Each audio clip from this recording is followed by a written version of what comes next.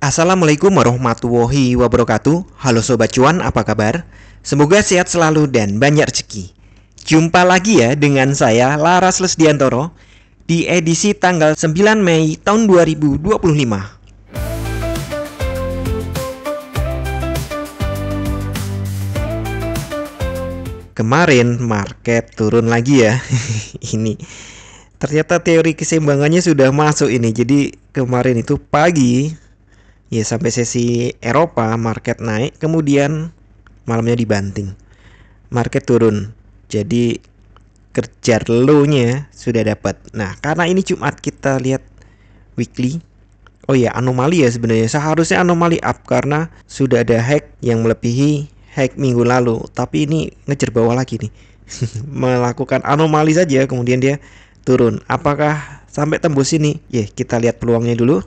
Kita ke satu hari lagi. Nah, kalau dilihat nih satu hari sepertinya mulai merakit tangga gitu. Ini ada high, kemudian low, lower high. Nah, apakah ini akan valid lower high di sini? Syaratnya tentu ada low di bawah low before. Berarti nih, kalau ini market turun di bawah 3200, maka ada peluang trend up itu berbalik. Minimal nih, middle trend jangka pendeknya itu terbentuk bearish.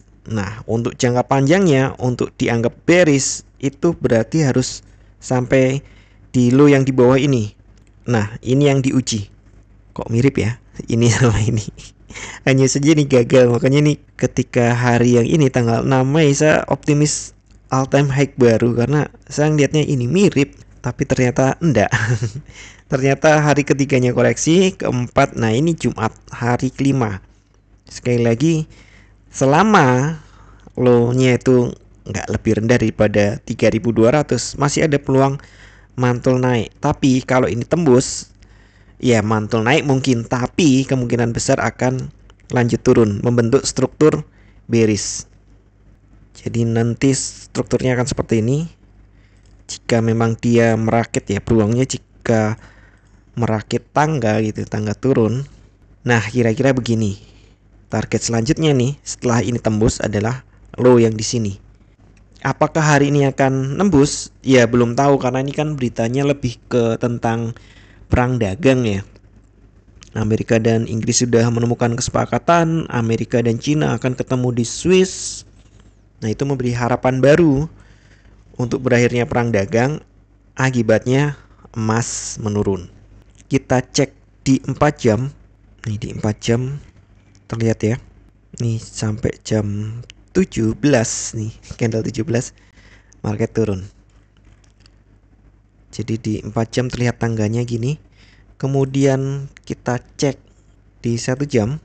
Ini 1 jam jam 21 ya ternyata kan benar jam 21 masih tinggi. Saya dibilang tidurnya kesorean karena saya cerita saya tidur market masih tinggi, bangun-bangun market sudah delosor. Oh, tidurmu kesorean? Enggak lah. Jam 21 kok ini ya. Masih tinggi ya. Jam 10 baru udah jatuh. Nah, ini kita lihat barusan nih, maksudnya jam ini, jam 9 ini sempat menguji ini ya 3275. Tapi dia mantul. Apakah dia akan tembus nih? Ini bukan tren ya, ini garis bantu saja. Apakah dia akan tembus atau justru balik naik? Ya kita lihat ini sekarang sudah keluar dari oversold. Kemudian kalau kita lihat ke 15 menit, ya wajar ya ada kenaikan ya. Teorinya emang jam 9 tadi kita buy. Kalau buy sekarang mungkin sudah agak telat. Garis-garisnya seperti ini. Dia ke 16 sekarang. Apakah coba? Nah ini kalau buy sekarang saya nggak berani karena deket 300. Ini adalah psikologi level. Jadi saya bilang kalau sekarang saya buy ya telat. Tapi kalau tadi saya rekamannya lebih awal, sorry tadi ada kegiatan, tidak bisa rekaman awal, tentu saya akan buy di jam 9 ini. Kenapa? Ya karena marketnya mendukung gitu loh. Baik 15 menit maupun 1 jam oversold, ya kita buy. Jadi sementara seperti ini, bullish jangka panjang sedang diuji, sementara bearish lagi merakit tangga untuk middle trend.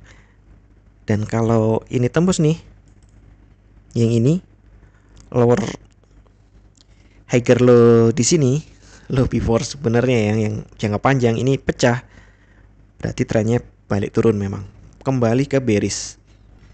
Sementara untuk hari ini nih seharusnya memang target down, tapi sudah dapat targetnya, sudah dapat. Apakah dia akan balik naik lagi? Ya bisa jadi, sangat bisa jadi. Tadi kalau 1 jam sama 15 menit pagi ini kan menunjukkan ada pembalikan ya. Tapi seberapa tinggi? Ini emas sedang dalam tekanan jual.